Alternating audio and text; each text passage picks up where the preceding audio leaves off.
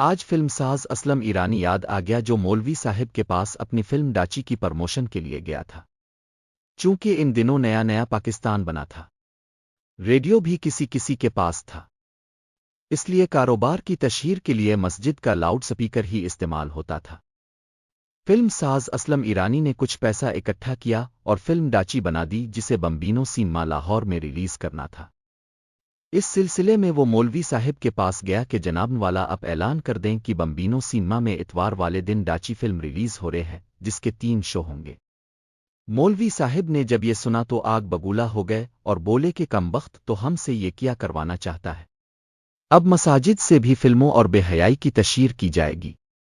اسلم ایرانی نے جب یہ سنا تو جیب سے ایک پیکٹ نکال کر مولوی صاحب کو تھما دیا کہ کچھ عنایت کریں، میرا اس فلم پر بہت پیسہ لگا ہے، اگر فلم نہ چلی تو میں تباہ و برباد ہو جاؤں گا۔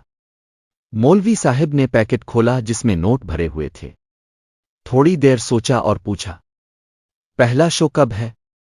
اسلم ایرانی نے ساری تفصیل بتا دی۔ مولوی صاحب نے کہا اچھا تم جاؤ، میں جمعہ والے دن کچھ کرتا ہوں۔ جب جمعہ کا دن آیا تو مولوی صاحب نے وائز شروع کیا، جس میں بڑھتی ہوئی بے حیائی پر گفتگو کی کہ کس طرح مغربی کلچر ہمیں تباہ کر رہا ہے اور نوجوان نسل تباہ ہو رہی ہے۔ ہم سب صرف نام کے مسلمان ہیں اور عمل کوئی نہیں کرتا۔ اب یہی دیکھ لو، تم لوگ یہاں تو سر ہلا رہے ہو اور اچھی اچھی باتیں سن رہے ہو، مگر میں جانتا ہوں کہ تم لوگوں نے ان پر عمل نہیں کرنا۔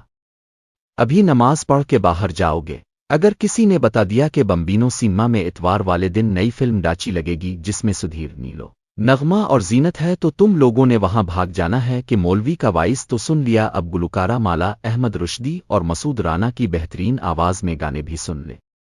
دین کا کسی کو نہیں معلوم، مگر یہ ضرور جانتے ہیں کہ حازن قادری نے سٹوری لکھی ہے تو ایکشن اور بہیائی سے بھرپور فلم ہوگی، کیونکہ ہیرو سدھیر اور ولن مظہر شاہ ہے۔ مسجد میں داخلہ مفت ہے، مگر نمازیوں کی تعداد دیکھو، وہاں 1 روپے کی ٹکٹ بھی خریدو گے مگر جاؤ گے ضرور۔ جیسے ہی لوگ مسجد سے نکلے فوراً سینما چلے گئے اور وہ فلم اتنی ریلیز ہوئی کہ سینما میں ٹکٹ ہی ختم ہو گئے۔